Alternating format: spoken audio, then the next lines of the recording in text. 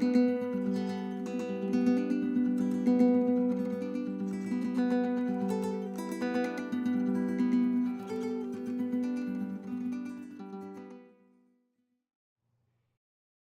to Wine Country at Work. I'm Ralph De Amicis, and today I'm interviewing a friend of mine who's been in the industry for many years, the wine tourism industry, Sandrew Montgomery.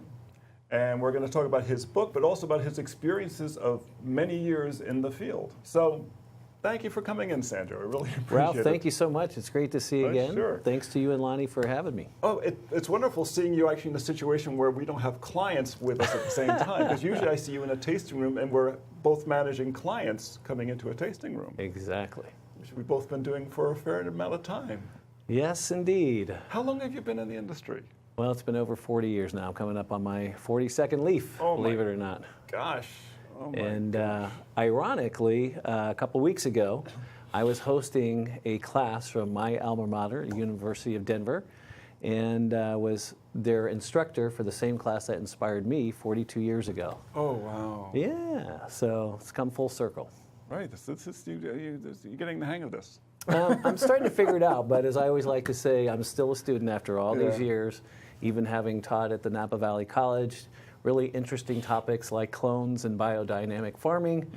So I know you've done a little article on the Benzingers, and that's actually where I learned about biodynamic farming from Mike Benzinger. He took me under his wing, so basically I'm just parroting back everything that he ever taught me. Yeah, but he got it from somebody else too, so it's okay. Yes, you know, the late Alan York, as I know Chris Benzinger brings up. And that's, after all, the whole point of wine as well, is the points of discussion. Brings out a lot of culinary aspects, which is a lot of what my book's about as well. And that's a big part of the passion that I have about this whole industry.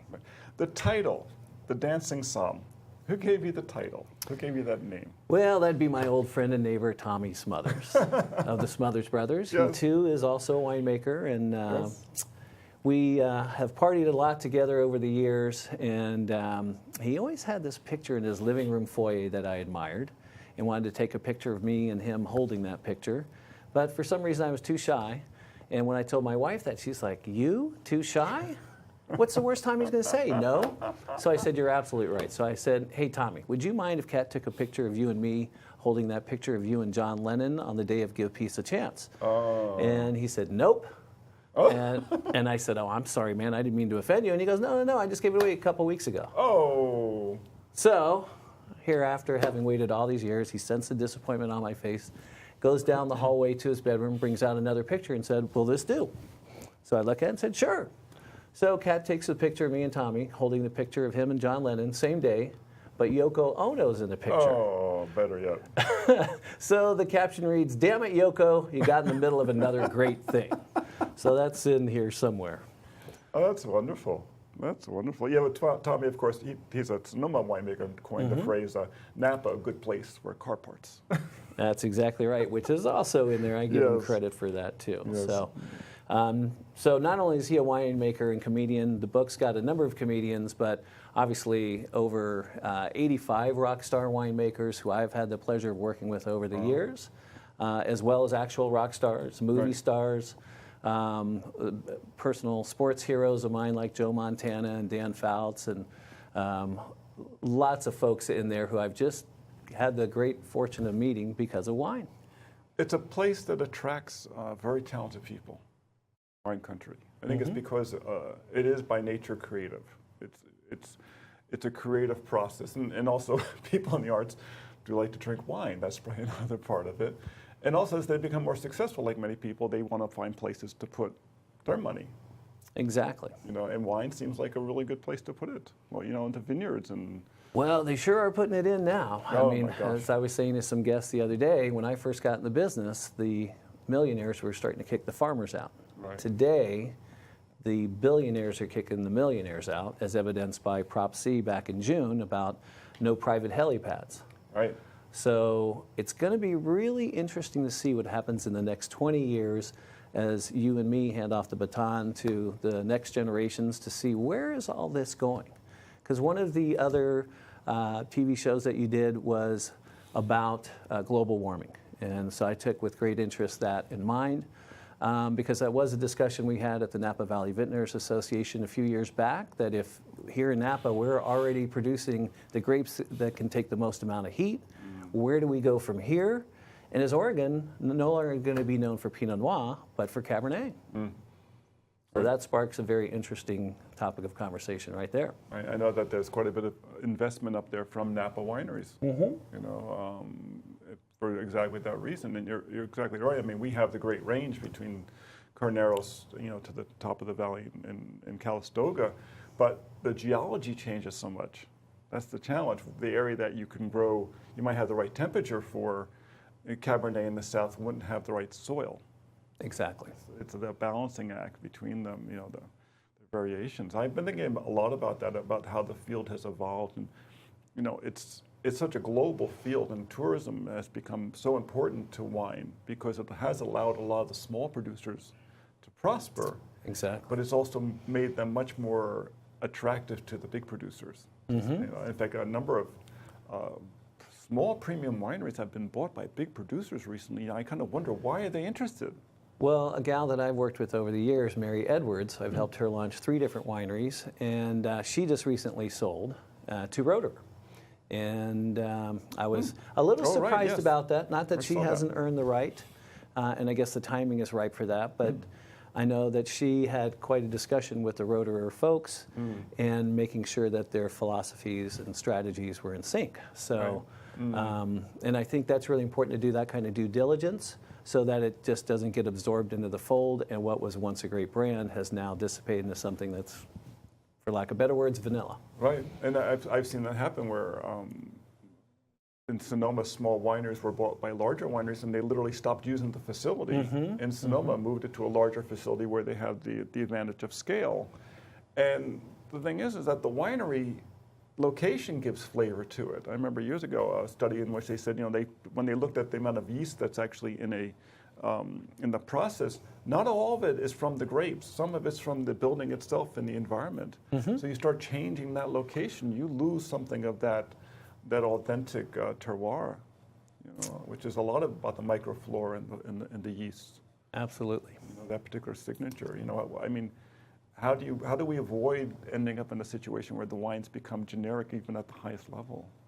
Well, that's a great question, and it's remains to be seen what the next 20 years has in store, especially as the target market group that everybody's trying to go after, the millennials, of course, who want to remain anonymous, and how do you get that information feedback, what's going to appeal to them, how do you market to them?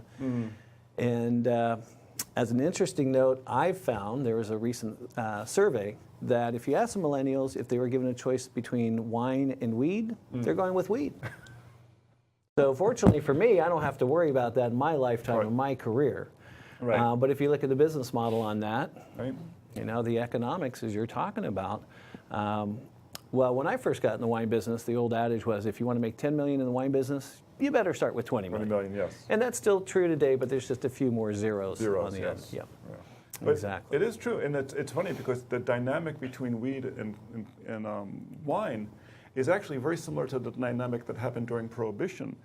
During Prohibition, they were still producing quite a bit of wine, you know, just because they were doing it under the table. The problem was that wine takes so long to make that people started putting in stills, because you could make alcohol much faster. And they say that here in Napa, over on the east side of town, which was the Italian section, you periodically would hear explosions go off because all the Italians had all their stills and their little cottage industries and blowing up, you know, and they would say, oh, it's those Italians again.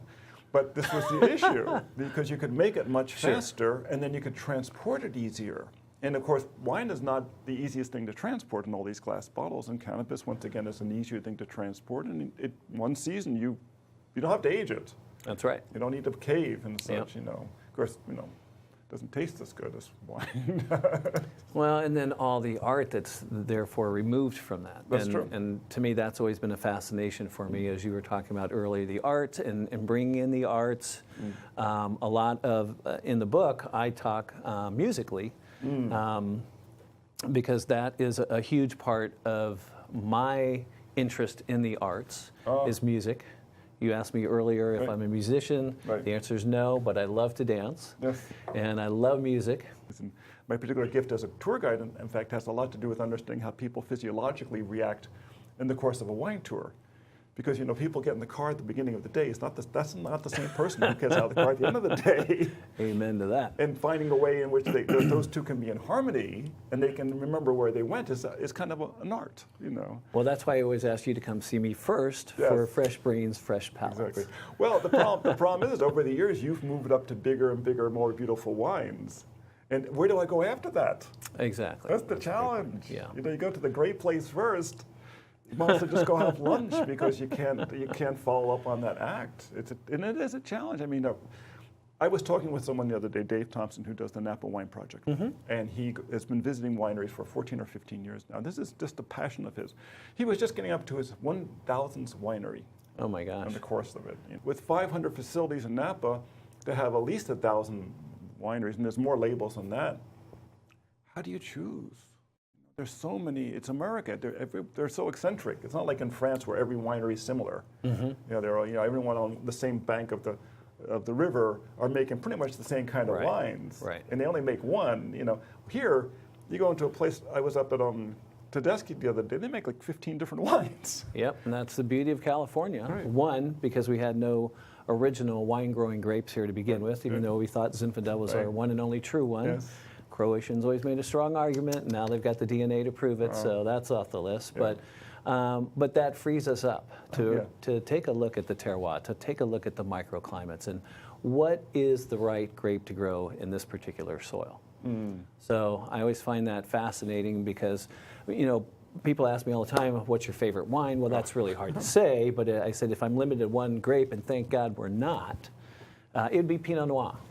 Years ago when I was training wait staffs, well, I either had a moment of genius or maybe I was slurring my words.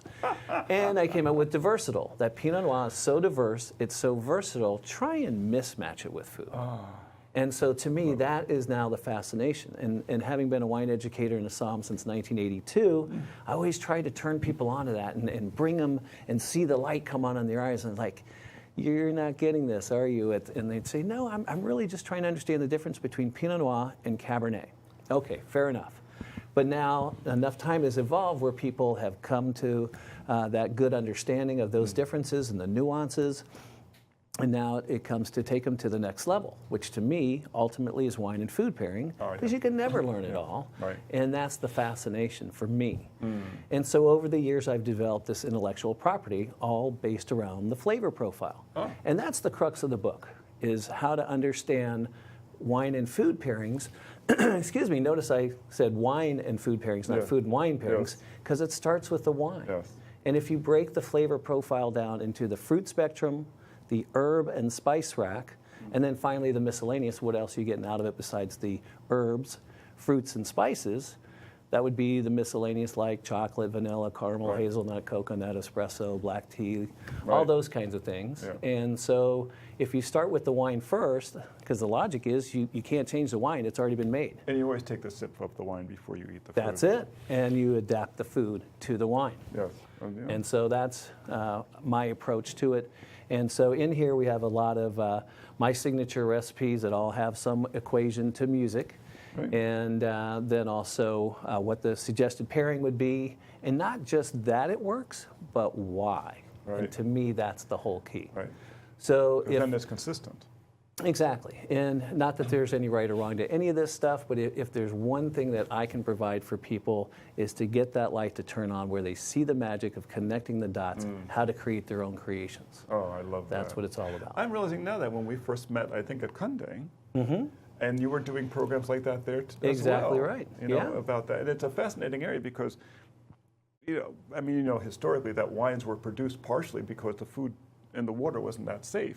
And the alcohol kept it safe. Yes, the A digestive. little disinfectant there to clean things off, a little acid to break things down. But it's also that, it's so much improves your enjoyment of the wine because it cleans the palate off. And as you get older, a little bit of additional acid is not a bad thing because your stomach acid's getting weaker. So a little extra acid is great. And even the Romans used to say that you really shouldn't drink too much wine until you were like over 50.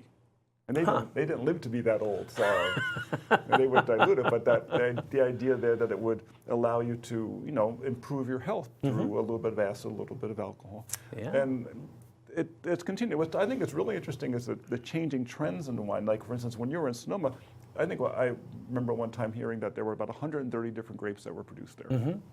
Now, Napa, half of the grapes are Cabernet. 50% of the grapes are Cabernet. And the other percentage are a lot of the Merlots, the other Bordeaux varietals, that's what works. Yeah. And then you have the Chardonnay and Pinot Noirs, because you can't leave Chardonnay out. No. And since you're going to grow Chardonnay, you also have some Pinot Noir, because it's in the same spot anyway, and people like a red. So there's maybe about 20 wines, different grapes are grown here. And so the difference is pretty dramatic between 130 in Sonoma and 100, or 20 or so in Napa. As you transitioned it through your career, have you jumped back and forth across the Mayacamas? Oh, absolutely. Yeah. And I just had a beautiful drive on the way here this morning, doing just that very thing, driving alongside the Mayacamas. I do it every day I go to work on the other side. So it has been an integral part of my life, and it's something I love to talk about quite a bit. And as Mike Benziger pointed out to me, it's the wall. It's the wall that blocks the Pacific Ocean breezes that makes the Pinot Noir and Chardonnay so great over on that side of the hill versus keeping the heat between the Vaca range and the Mayacamas here in Napa, and beautiful, beautiful Bordeaux varietals. Oh, every range is so unique, and it's funny because grapes are very adaptable, but when you let them get in their spot, they'll do extraordinary things. Yeah. So absolutely. So much of it is about finding that right location, even for grapes. Now, in the future, as we're going forward, how do you see your programs developing? Because we are dealing with millennials. They have a younger palate.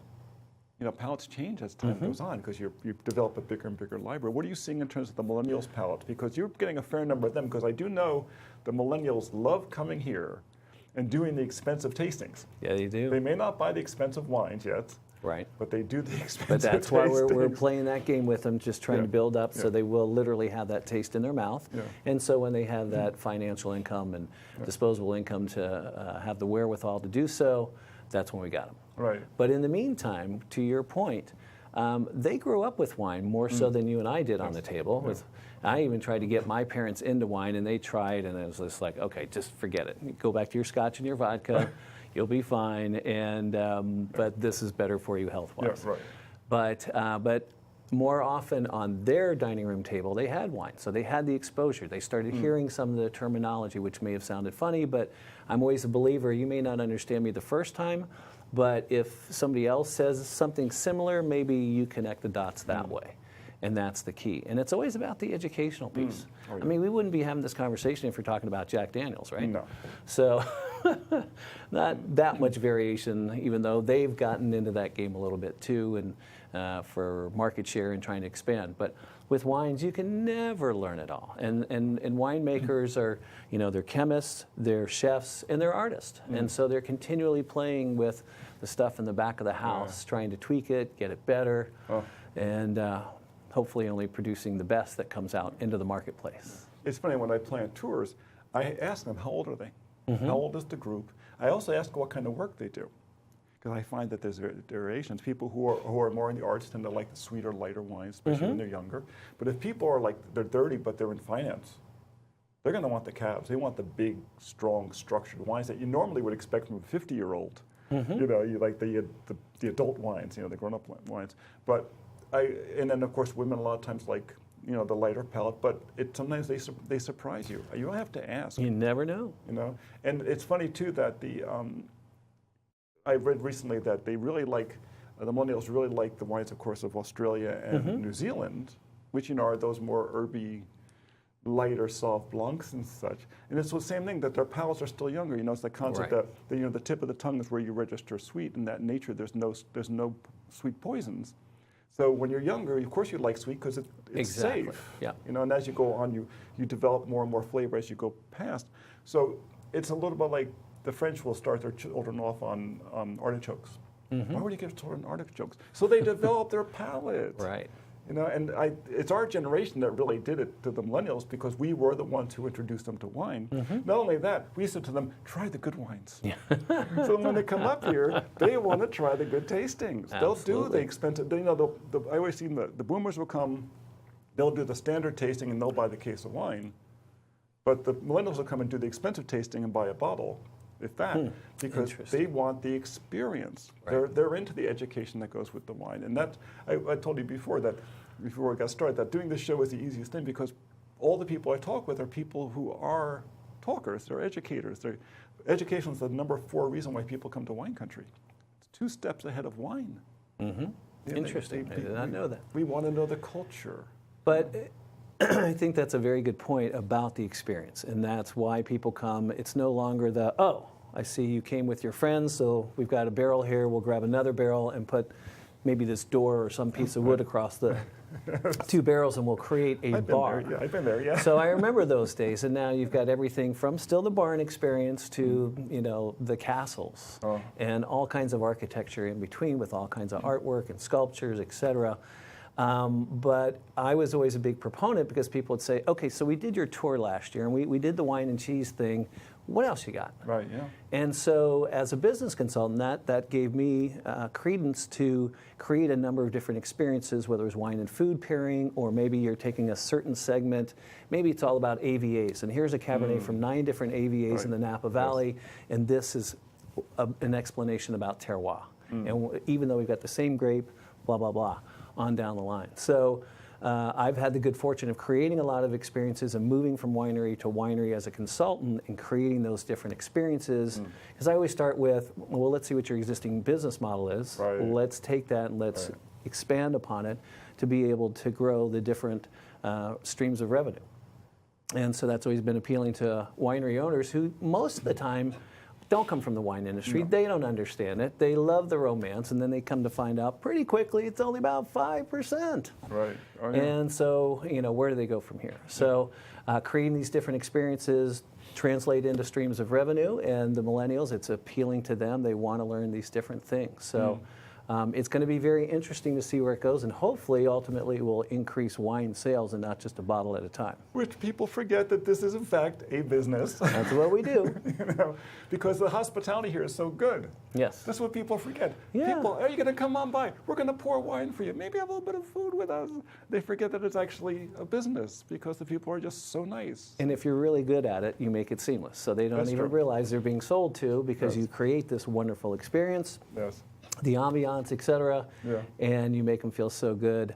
They want to take those memories back home and tell their friends. Yes. And it's all too easy to go the other way around and have great wines, but the host just had a mediocre experience. Maybe it was a pour, four, and out the door, and you're like, I don't even remember who those people were, and you don't get that good juju of word of mouth or social media, whatever it might be. The experience, the quality of the experience is so much. People don't realize that you can ruin the flavor of a good wine by the experience. I remember there was a story years ago where they used to say that in the beer pubs actually in Germany, they always would say only have cheerful waitresses. Because if they were dour, it would sour the beer. Yep, and absolutely. They wouldn't drink very much. And the experiences and everything. I remember years ago at Stag's Leap with the original owners, you'd walk in, it was like going to a hardware store. Oh, no. Remember, it was a bar, and it was real simple, and they would pour the wine. They wouldn't tell you anything about the wine, and you never remembered the wine. Yeah. And then after it changed hands, they actually had the design for the new building. They just never built it. Did not realize that. And when they built the new building, it had these big windows, and the staff was so much happier because they had sunlight for the first time. That part I remember. Their mood improved so much, and the whole experience was transformed by that because you had to have conditions that the staff is happy in too. It can't it's like people work in the caves all the time, and they get dour because they're out of the sunlight all the time. Yeah, exactly. When you're in wine country, it's gorgeous sunlight. It's the sunlight that makes the fantastic grapes. Let the people enjoy it too. Absolutely. So. Yep, and we are in a beautiful spot for people to do just that. The current winery I'm at, they immediately bypass going in to check in. They just get sucked into that view, looking at the Mayacamas and out onto the valley floor. and you can just see they're little kids all over again. Well, you're at Joseph Phelps now. You're at the Grand Winery. This is like I know people say, "What's your favorite, Ralph?" I try not to pick favorites, but I have to say that Phelps is one of my favorites. Well, Joe Phelps was a very special guy. He really was a genius on many levels, not just on the winery, but. And it, as we know, it starts right in the vineyards, and he knew that first and foremost. I don't know why I'm saying this, but to this case in point, the family, it's still very much family owned and operated, but they just bought a new vineyard, first time in over 20 years. So you know it has the right stuff. Future. Yeah. They're looking at the future. That's great, because everything about wine is long term.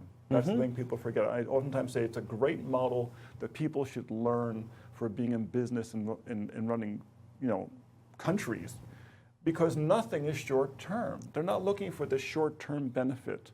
Everything is about, you're going to come by, you're going to taste wine with me. You're going to come back next year and you can taste wine with me again. I'm going to ship you wine in the meantime. You're going to put the wines down. You're going to buy the wine the year your child was born. You're going to have the wine that we made when your child turns 21. That's the relationship. Everything is long term.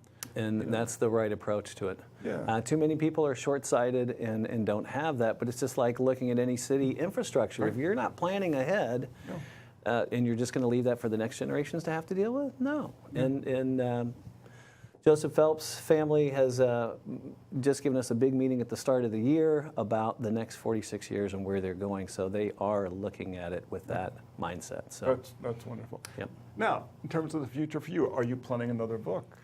Possibly. We'll see. And if you don't mind, I will take this moment just to get it right on the camera. Oh, of course.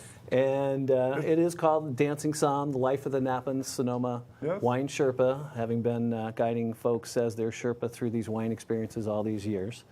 And hopefully if it's successful, yes, I already have ideas rolling about it that will still incorporate that intellectual property about how to break down the flavor profile, creating other dishes. So maybe we get into pizzas with wines, and there's so many other possibilities. So many other possibilities.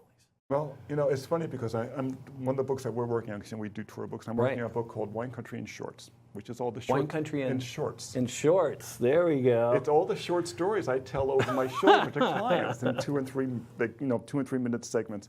I had it dictated into my phone. I couldn't write it down because I'm so used to saying them. Right.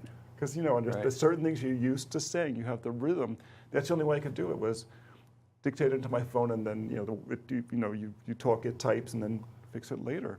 So I guess that's a very clever idea. I should have been doing that all along instead of, excuse me to interrupt this conversation. I got to go write this thought down while I'm talking. But that's what our work. So much of our work is storytelling. So. It is. It's all storytelling. Yeah. But as I've always said to all my staffs, make sure it's accurate. Right. Don't disseminate anything but the truth. Mostly, because in wine country, there's always more than one version. Right. Well, and there's always embellishing, but we don't have any excuses. We can go to the internet. We can go do the research. Right. And we're not drinking. Right. Exactly. So we don't have that excuse.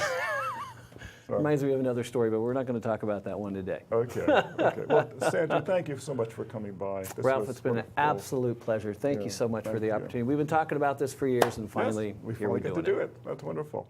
Much fun, though.